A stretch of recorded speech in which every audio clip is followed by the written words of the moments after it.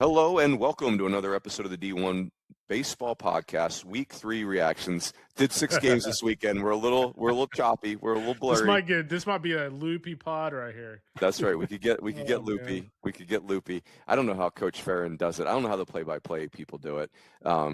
Talking so much. But I've got Kendall J. Rogers. I've got Bradley Smart, Big Tex, and B. Rad.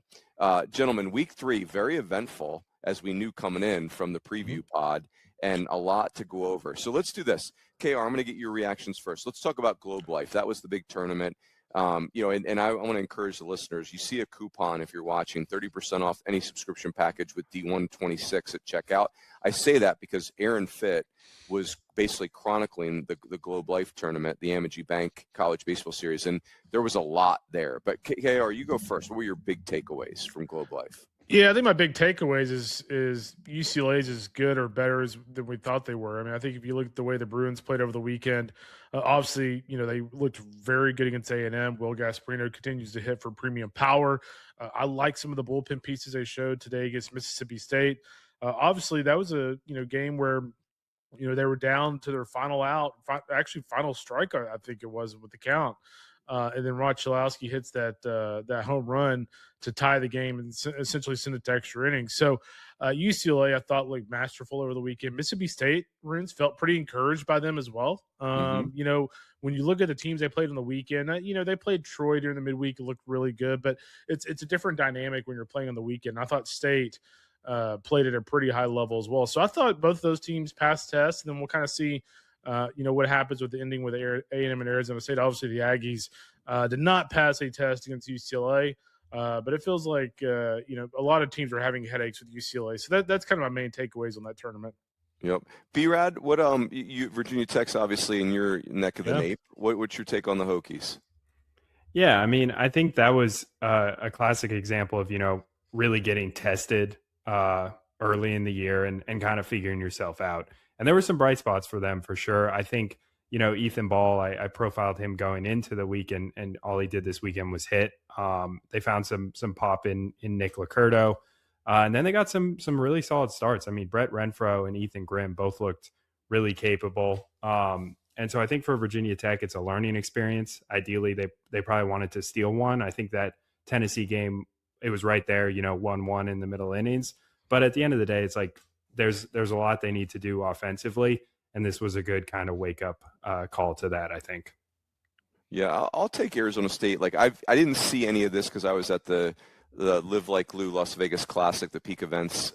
But it's they had a chance to sweep Oklahoma in the midweek. They played a really tight game with Tennessee. I think for Arizona State, when you play tournaments like this, the good news is you're going to get found out. Now, it's better if you get found out and win, but I think for Arizona State, Alex Overbay probably has to come in to the rotation now. And if you're playing Cupcake Central, you probably aren't forced into that decision if you're Willie Bloomquist. So, I think those are the positives. I still believe in Arizona State's position player group. I do worry that do they have enough pitching? I don't know, but I don't know. You probably peaked at quite a bit of that, Kendall. What was your take on the Devils? Yeah, it certainly looked like a team that's going to be some, club to be reckoned with from an offensive standpoint. That the team I was going to bring up real quick was Tennessee. I really thought after that first game against UCLA over the weekend, where the Bruins, kind of like with the Aggies, they got after Tennessee a little bit, and not that I'm ever worried for a coach and the third week of his tenure, but I do think, again, we talked about this last week. I do think had Tennessee gone on the weekend, not played well, I do think you start to hear their fans grumble a little bit. And so I think the fact that Tennessee finished the weekend with, a couple of close wins, Evan Blanco, threw really well for him, 6 strikeouts, 1 run, and 5 1/3.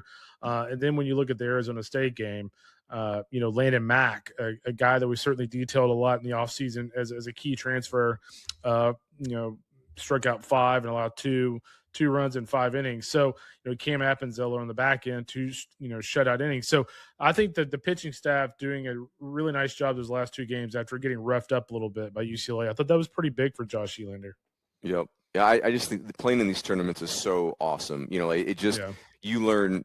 So I think the coaching perspective is you learn what you got to fix. Then the question is, do you have the roster to fix it? and does your roster have the aptitude or the willingness to fix it? But the results are telling you that, hey, we got something to address. So that's the positive. Bradley, Florida swept 2 games from Miami. They go 2-0 at Miami. Game 3 gets rained out. But I feel like that was encouraging for Miami in a weird way. Like, I feel like it's more complicated than Florida just swept Miami. But go ahead and take it from there. Yeah, no, I think more complicated is a good way of putting it, because Miami was in both of those games. It both of them kind of got out of reach late. But the second one, the middle game, it's a tight tie ball game and a bases loaded situation. Ryan Bilka thinks he's got to fly out to end the inning. It's actually a balk. That's the go ahead run. And that's really the difference in the series. And so I think for where Miami's at, they hadn't really played much of a tough schedule yet. And they were also dealing with, 2 key lineup guys, Max Galvin and Van Sheehan weren't in the lineup. And when you're missing those guys and you have, a couple freshmen in there and your middle of the order is not quite hitting, that's going to make it tough to win. But I thought the encouraging thing for Miami was pitching wise, they matched up pretty well for most of those games. On the other side for Florida, really impressed with, I saw Ricky Reith a lot last year. He was at Notre Dame. He was dynamic, 4 huge innings when Aiden King got, forced out due to cramps. And then I thought the Florida bullpen as a whole, I think they gave up 1 run in 10 innings, and that was the difference. Miami's bullpen didn't do that. So I thought it was a really good series. I wish we got a third game. I know Florida had the series won, but I think it would have been a really good third game there. Yep. Yeah. Go ahead, Kara. Yeah, I was just going to say, for me, kind of looking at Florida, suddenly I'm just really encouraged by the pitching staff. Bradley mentioned the bullpen, Jackson Barbary on Friday night, 3 1/3 shutout innings. I want to say he was up to 99 in that relief outing. That's what they were saying on the broadcast. I haven't looked at his synergy, but I mean, they're saying he was up to 98, 99. So, he was obviously very good out of the bullpen. And the Liam Peterson guys, we kind of pinpointed him as the key to the weekend in our preview pod last week. Since that UAB start, fellas, 20 strikeouts, 3 walks for Liam Peterson. That's a game changer, because Aiden King, he came out of the game with an injury. It sounds like it was cramping. We'll kind of do a follow-up to make sure that's actually the case, but it sounds like that was cramping. So, I mean, dude, if Liam Peterson and Aiden King are rocking and rolling, Florida is like beyond dangerous. Yeah, they're a national championship contender talent-wise. Yeah, like whether it all comes together and they stay healthy, that's a different animal, but they're legit. I watched a lot of that series too, those first 2 games, just kind of off and on at Dyke and down here in Houston. And I came away pretty impressed with Miami. I thought Miami kind of passed the eyeball test. They looked physical. And I didn't love the balk call on Bilka in that situation. I mean, I didn't see a lot there. Obviously, Florida spotted something right off the bat. I don't know if they just did that just because, but like Florida was literally like screaming well before he even threw the ball. So they clearly saw something. And then the umpire too, to kind of give him some credit. I know a lot of Miami fans were in my mentions kind of going after the umpire. The umpire at third base was I think it was Travis Carlson, was very demonstrative about the call. Like he immediately did. There was no delay. It was well before he threw the ball. Yeah. And go ahead, Bradley. Yeah, I was just gonna say the sort of interesting thing about that. I think one of the areas where people are like, "Hey, like, why wasn't it called earlier?" Because you kind of assume Bilka, and I haven't gone back and watched, but you kind of assume if Bilka's, still moving and not fully coming set, if that's what it was there, you'd think he'd have been doing that throughout the time he was pitching out of the stretch. But either way, I think the thing that stuck out to me is I also was impressed with Miami. They were in those games where, Daniel Cuvée and Alex Sosa were 1 for 15. Like that's not going to happen most weekends. I think it was, speaks a lot to what Florida's plan was against them. And then I guess the other quick thing on them is you could kind of see the depth in the bullpens a little light because they ran AJ Siskar on Friday and Rob Evans probably an inning longer than they needed to. But I think they were just really trying to get those last few outs. Yeah, I think the balk thing is going to be something to keep an eye on. We had 4 balks called in Vegas, and it was just weird. I feel like we were getting balks really haven't been a thing over the last season or so because we've been so focused on the pitch clock. But I don't know. Yeah, and today's reliever has so many fidgets, and they don't just come normally set like they did 20 years ago. Everybody like kind of comes set 3 times, and then you see that in the big leagues. So very interesting. I'll just take it to Vegas, Kendall, and then I'll take you to Houston. The Vegas was interesting. Like Oregon felt like if you had to bet on a team long term, I would bet on Oregon. They're just very talented. That infield of Drew Smith, Maddox Maloney, and Ryan Cooney is awesome. Cal Scolari was the WCC Pitcher of the Year last year. Now he's Oregon's Sunday guy. He was up to 98 today. He was awesome. Wow. I think Oregon's got more bullpen depth than they've had. Irvine is just like they pitch, they defend. They really struggle to create offense, but if you help them, they kind of remind you of old school Cal State Fullerton. And then, Arizona had some life breathed into their season. They go 2-1. Vandy, it's funny, Vandy's got a lot of upside, but they're without Miller Green, who I think might be their best reliever.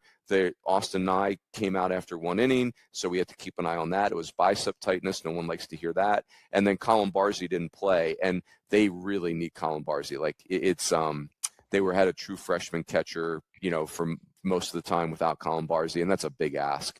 So, it was interesting. Like Vandy, Tim Corbin and his staff know exactly what they need to work on now. The question is, can they get everybody healthy and fix it? Oregon is a team to keep on your roster. They're going to be very interesting. Yeah, it's kind of funny to think back to before the season, we were kind of doing our catcher power rankings. It's funny to think that like Colin Barzey has taken such a big leap that like him being out is a huge thing for Vanderbilt. I mean, he was all, for all intents and purposes, he was pretty awesome opening weekend at Globe Life. I think he hit 3 or 4 home runs that weekend. So, he had started taking a big step forward from an offensive standpoint.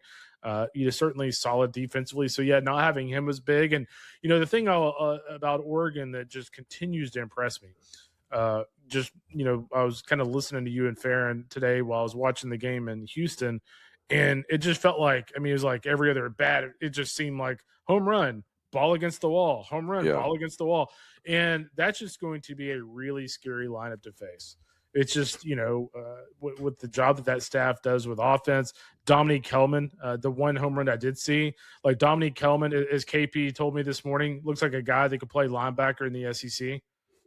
He's just a big dude. Physical. So Oregon's just super physical. Like they do not skip squad day. I'm pretty sure Oregon does 3 squad days a week. Yeah, they're massive. Even Waz is jacked up. Their head coach. Wouldn't recommend 3 squad days a week, but I think they do it. No, they're awesome. And Vandy, if you're a Vandy fan and you're feeling a little panicky, like here's the pitchers you face this weekend. You face Trevor Hansen, Irvine's Friday guy. He's awesome. And then Ryder Brooks, their key relievers, one of the best relievers in the Big West. Then you had to face Smith Bailey, who's absolutely a Friday night guy. And then you face Cal Scolari, who's, he's pitching on Sundays because Oregon's got depth. So a better days ahead for Vandy. Kendall, go ahead. I was going to have you talk about Houston too. Yeah, real quick. I was actually going to ask you a quick question. Like, did you feel like UCI passed the eyeball test? No, they don't pass the eyeball test, but they'll still win a ton of games. Like that's the thing. Like they're so West Coast. Like they're hit by pitch. They I don't know if I told you guys this. In the first game against Connor Fennell, that they made Vandy throw 200 pitches, 197 pitches in that game. They had 30 foul balls. Think about that. That's 2 innings worth of pitches just on foul balls. So Irvine tortured Vandy with 2 strikes. So, Zach Felstead, their shortstops, made a big leap forward, but they just don't have like the pros that you would think in their lineup. But man, they pitch. Ricky Ojeda was awesome on day 2. So Irvine's very dangerous because they pitch and you only get 27 outs. That's it. You get 27, period. And very few free passes, but they need your help to create good offense. Interesting. Okay. Mm-hmm. That sounds like a typical Irvine team. Yeah, they're maybe not quite as talented on the position player side, but they're miserable to play against, and I mean that is a great compliment. Kendall, so for Houston, I'll tee you up this way: Texas looked awesome, UTSA looked awesome, Coastal went 1-2, Ole Miss went 1-2. Take it away. Yeah, I think we can sit here and talk about how great Texas was, but I think we all kind of thought they would go into that tournament and play pretty well. Dylan Volantis today, it's kind of funny. Like he didn't have his best stuff, but he still, struck out 7 or 8. and allow, 1 or 2 runs in 5 innings is actually still a pretty good start for a normal starting pitcher. But I thought for Texas, I think the thing that stood out to me, just kind of going down the line here, was the offensive depth. That was kind of the question mark, I thought, with Texas coming into the season. And I thought Anthony Pack Jr., just a really talented freshman left-handed hitter, super athletic. He just kind of bounces around the bases. He made really hard contact. Timo Becerra over the weekend, he had a couple of home runs. Who would have thought that Timo would be a big-time home run hitter? But he was very physical over the weekend. Casey Borba, the last 2 games in Houston, made very hard contact. So tell you what, if Becerra and Borba and Pack and guys like that are going to hit, I mean, that's an incredibly good lineup to go with what I think is the deepest pitching staff in college baseball. So that's my takeaway on Texas. I'll kind of touch on UTSA. Just a really gritty lineup. I kind of wrote about this yesterday, but, Caden Miller had a strong weekend. I feel like Pat Hallmark and Ryan Aguayo, I know, Runes, you're certainly well acquainted with Coach Aguayo just from Surefire, but, he has done an awesome evaluation job, whether it's, kind of a mid-level transfer or the JUCO guy. This year, Josh Arquette out of the JUCO ranks there in East Texas at Panola, and then Lane Hayworth from Wichita State. He hit, I think, 182 for Wichita State last year. Now all of a sudden gets to San Antonio, and it's like Rake City for that guy. So, you look at Caden Miller, those 2 guys, Andrew Detlefson. I mean, that is a really deep offensive lineup, and, they're crushing Baylor again tonight. So I was really impressed with those guys. And then Coastal and Ole Miss, I know this sounds very strange about Ole Miss considering they didn't play very well today or Sunday against Coastal. But I am encouraged by the bullpen arms. I thought Hudson Calhoun threw way better than the stats would indicate. I mean, he was up to, 96, 97, pretty good stuff. Taylor Rabe, came out of the bullpen and was up to 97 as well, threw really well, had a career high in strikeouts. And so I feel pretty good about the bullpen. Ole Miss just didn't hit a lot this weekend, in that big league park. They were really susceptible to the off-speed pitch. They couldn't get in a groove offensively. And then real quick, Coastal Carolina, I don't know what to think of these guys yet. I know that's kind of an answer, non-answer. I kind of want to see what they are in a month. They don't have Cam Flukie. They don't have a Hayden Johnson. They don't have Dom Carbone. That's tough. But they did show a lot of fight today, beating, Ole Miss was at 9-4 there in that final game. So they finally started to get a little bit going offensively. The problem I have, guys, with Coastal this year, especially in a league where you're going to have some, solid teams at the top, is their margin for error offensively because of the depleted pitching staff is so low. I don't know how you can sustain that through a whole conference season. Yeah, I think it's encouraging. They end up putting up 19 runs in the last 2 after, that Texas game. And yeah, the Ross Norman start was not great. But I thought Luke Jones did battle really, really well against Texas. I mean, 5 innings, 3 runs, like that's a quality way to start the weekend when you're light on arms. And then Scott Doran looked fantastic against Ole Miss. Yep. 6 innings, 2 runs, and Darren Horn's a vet. So they've got arms. I do think it's fair to question the offense a bit, but I think it's encouraging to build off, a 9-2 ranked win going into the, tough week next week, NC State and ECU, and then Wake. Yep. Gotta love it. Hey, boys, so in Frisco, the other peak events tournament, Alabama and Oregon State were 2 very interesting teams there. I think they're very similar, but they're different. Here's where they're similar. They have just extreme talent at the top of the roster. Like, you can't walk away from Oregon State because of that rotation and Dax Whitney. Same way I can't walk away from, but Oregon State's also 6-4, and they had played 3 one-run games this weekend. And I can't walk away from Alabama because they've got Justin LeBron. But, Alabama now has 3 losses, 1 to Washington State at home, 1 where they got run off the field at Southern Miss, and then 1 to Houston. And those games weren't particularly close, those 3 losses. So I don't know, like, Alabama is very interesting to me because of, they're good. I know they're good and LeBron, but like, I just don't know if the rest of the roster is enough to like really do damage in the postseason, and I don't mean this is going to sound like a downgrade, but like they just feel like a regional team again. Like that's about it. They feel like a regional team again. So, I'll let you guys, if you want to comment on that, but let me tee you up on this too, Kendall. USM, who we've talked about, just dominated Louisiana. Yeah, my man Joey Urban. Whew, loud USM weekend. Yeah, the thing I love about USM is they are about as calibrated as you can be calibrated right now at this point in the college baseball season. They're almost playing so well that it worries me a little bit later in the year because it's like, is this sustainable? But I mean, they're going out there. Graydon Harris once again had a strong start. He was a guy that was my breakout player or breakout pitcher of the year award winner. I know Chris Burke loves preseason award winners, so he's my preseason breakout pick. After that first start of the season, he struggled against UCSB. He has been electric, and so you look at Graydon Harris, Colby Allen, and then you look at the offense with Russo and Joey Urban's not going to cover off the ball. I mean, not only did they beat La Tech, they beat them so bad that Lane Burroughs came out in the post game and was basically apologized to the fans because they got their ass beat so bad. So that's just how bad they're beating teams right now. So USM is in a really good spot. Can they play that well the whole season? We'll find out. Yeah, we'll find out. I want to call out Kalen Digert, who's the ace of UTA. They beat Arkansas, and they've got wins over Arkansas and TCU already. And Mike Trapasso, long time skipper and assistant coach in college baseball. We all love Trap. Had spent a lot of time in Hawaii, so doing a great job there at UTA. Big rebuilding season there, but like Kalen Digert's just so fun. Like he's a junior. He's been a two-way player. He's not a swing and miss guy. He's 14-7 with a 3.62 ERA over 32 starts in his college career, 193 innings and only 127 strikeouts, but also 40 walks. And he had a funny, it was in a very elevated pitch count, and people rightfully reacted to that, and he just had a great reply on Twitter just saying, hey, I think I'm going to be okay. I love it when the players have a sense of humor about that. And for that kid who probably won't get to play pro ball because he's not a swing and miss guy, he'll tell his grandkids about beating Arkansas, right? That's awesome. Bradley, I'm going to have you do Clemson and South Carolina, and I also want you to tell us who's left. I think there's 3 teams you said that are undefeated, and then also the no-hitters that happened this weekend. Yeah, full slate there. Better be ready, Bradley.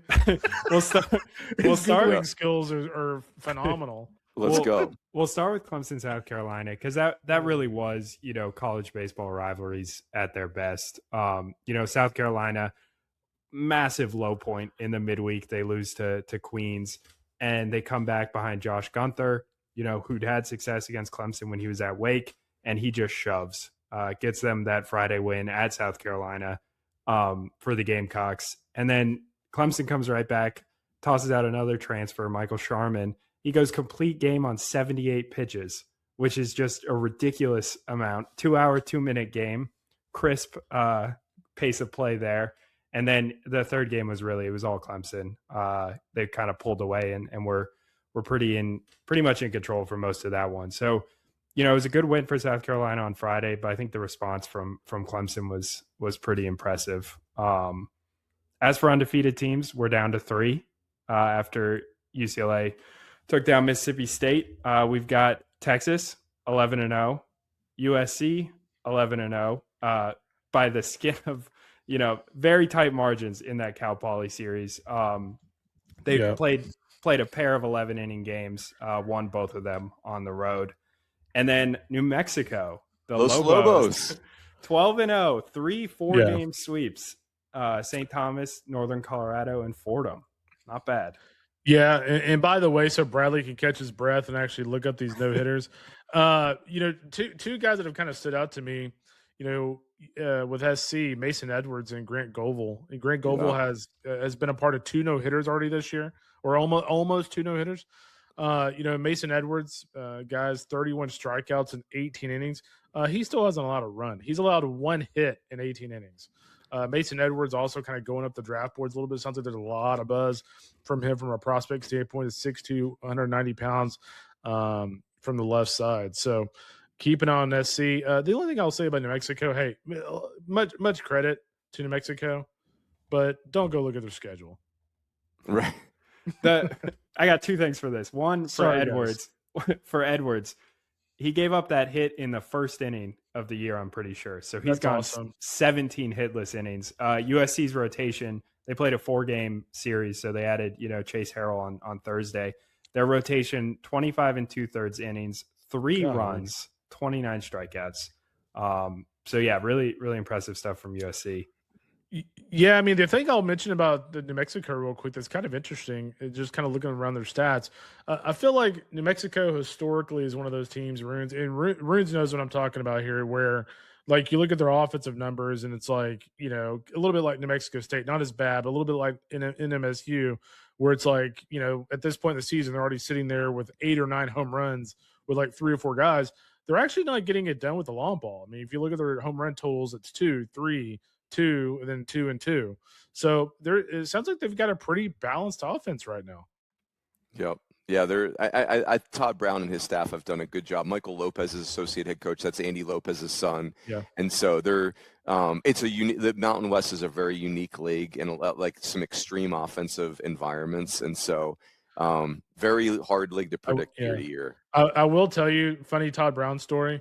Not to start talking about the coaching carousel, Martha, but funny Tod Brown story. Somebody had told me when he got hired in New Mexico that they were hiring Tod Brown from North Dakota State. So I'm like, there's no way in hell they're hiring the dude from North Dakota State. So I text Tod Brown. I'm like, hey, this probably sounds really dumb, but somebody told me that you were taking a New Mexico job. He's like, oh yeah, it's true. So that's how I found out Tod Brown was going from North Dakota State to Albuquerque. Yes. He's a really good dude though. Great dude. And he's actually a Tucson guy. And that's why, like, it was actually so strange that he went from, the Southwest to North Dakota State. But one other thing I want to say to the LSU fans, we didn't talk about your team at all. And you did lose a midweek game to McNeese State. And then you only scored 11 runs in sweeping Dartmouth and Northeastern through the weekend, right? Yeah. We're taping before the Monday game. But I will say this. I just have no interest in panicking about LSU. You've got an incredible roster. You've got the best coach in our sport right now. It's all fine. A couple weeks ago, we were a little anxious about Case and Evans, becoming a starter. Mm-hmm. Now we're a little nervous about the transfers on the offense, blah, blah, blah. I'm like, it's going to be just fine. Like, LSU's going to be in it to win it. And I don't know what else to say. Like, I'm so bored with LSU because they're so stinking good. Yeah, Cooper Moore threw really well for him over the weekend. Jay Johnson's probably going to get I'm not going to name the wing place because I don't want to get him in trouble. But Derek Curiel apparently ate a bad batch of wings, which caused him to have food poisoning all weekend. So, yeah. Hey, Bradley.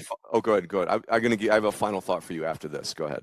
Yeah, I'll just say about LSU. I saw him at the Jacks Classic. That lineup when it's on is unbelievable, and I also think Evans, Moore, Schmidt, and then Sheeran, Guidry, like it's going to be really hard for teams to score against them. So it's like fine for them to work through whatever they need to work through. And I won't let the no-hitters go unmentioned. Go for it, please. Yeah, so 2 9-inning ones. We almost had an 11-inning one with USC, but just wanted to shout out, George Mason duo of Logan Rumberg and Brant Ertl. They win nice. 4 walks, 1 hit by pitch, and a 3-0 shutout of Lehigh. And then Elon, 3 guys, Aiden Stieglitz, Mike Staiano, and RJ Lekowski. Stieglitz went 7 2/3, 1 walk, 7K. Set down the first 23. So they were giving him a run, walked a guy, turned it over to the bullpen, and they took it home against Fairfield. Nailed those names too, Bradley. Runes, can I give you a panic alert for this week? Sure. Brought to you by I don't know. The panic button. I'm trying to think of an anxiety med. I don't know. I'm going to go with Stanford. This was a team that I thought we figured would be improved this year. And full transparency, I haven't dove into all of their box scores, but this is a team that lost a couple of one-run games opening weekend. They split a 4-game set against Cal State Fullerton. And then they allowed 26 runs in 2 games in the final 2 games of the Fresno State series to lose that series. And this coming weekend, they go to Wake Forest. And we'll talk a lot more about that later this week. But, man, it feels like that Wake Forest series is going to be very big for Stanford. And, Bradley, perfect segue by KR. He's instinctive because I think one of the big we have all these conversations on our D1 threads, which are so fun. But one of the things that jumped out at me this weekend was that Wake Forest weekend rotation feels ferocious. Like that feels like that takes so much pressure off the rest of your team when your weekend rotation just gives you 18 innings of dominance every weekend. But fill us in, Bradley, on By the way, Runes, you just added like 15 minutes to this podcast by asking me a question. 60 seconds or less. I'll just put myself on mute for the next 4 minutes. I'll keep it brief. I did watch a lot of this. Wake Forest. They played 2 against LMU and 2 against Davidson. And it was just one of those where it was like, they're going to win, and they pulled away in all those games. But it was just unreal to watch. It was really, Blake Morningstar, Duncan Marston, and Chris Lavonis. Like Morningstar, we know what he is. 7 shutout innings. He got past, this 3rd inning hurdle he'd had the first 2 weeks, but he's totally fine. He's an ace. Duncan Marston starts the second game of the doubleheader, and I think it's 5 no-hit innings with 10 strikeouts. And you're like, okay, yeah, this guy could be, number 1 on a lot of teams. And then the next day they run out Chris Lavonis, who's hitting 100.5 in the first inning, averages 97 miles an hour on his fastball, 25 whiffs, strikes out 14, does not allow a hit, does not allow a walk. 2 guys reached on drop third strikes. And it was, I get it's LMU and it's early in the year, but like the problem with Wake last year at times was they just were not throwing strikes. And there were some ugly outings out of the bullpen in this weekend. They pulled Lavonis and had a chance for the run rule and let it slip away, had to throw a couple more innings. But at the end of the day, like the ceiling of this Wake Forest team with these arms is so high. And they've won 11 in a row. First time they've done that since 2023. And we know what happened in 2023. So I was really impressed. And I think I'm very excited to see them in ACC play. Yes, ditto. Gentlemen, well done. That was good. We try to keep these to 30 minutes, just get everybody a taste to get their week going. We're getting through. The tournaments are amazing, but it's a grind. You're at the yard basically just all day for 3 days, and I'm not complaining. Like that's awesome. It just makes the rest of life a little challenging. like spouses and to-do lists and jobs and stuff like that. That's where it gets a little dicey. So, yeah, for sure. I think I went to sleep at 3 a.m. Saturday morning, and then woke up at like 8 a.m. to get ready. So there we go. It's amazing. Everything blends together too. So like you get home from them and you're like, all right, I saw like 6 or 7 games this weekend, and you just can't even remember what happened in some of them. You're just like really that's trying to focus. That's why I'm glad you saved me on the Ole Miss Coastal score, because as soon as I said 9-4, I'm like, I don't think I'm right on that. So hey, shoot. Yeah, exactly. Right. Yeah, By the way, Runes, I did want to mention one more team real quick before we get off. Michigan. They had a big series this weekend at San Diego. They lost the opener, but came back and outscored the Toreros 18-2 in the final 2 games. I know we've all been pretty high on Tracy Smith's team so far this year. It was a big series win for them. So yeah, not even anything closely resembling a home game yet, and they're getting her done. So yeah, we're gonna be keeping an eye on them. So boys, well done. Everybody have a great week, and we will catch you next time on the D1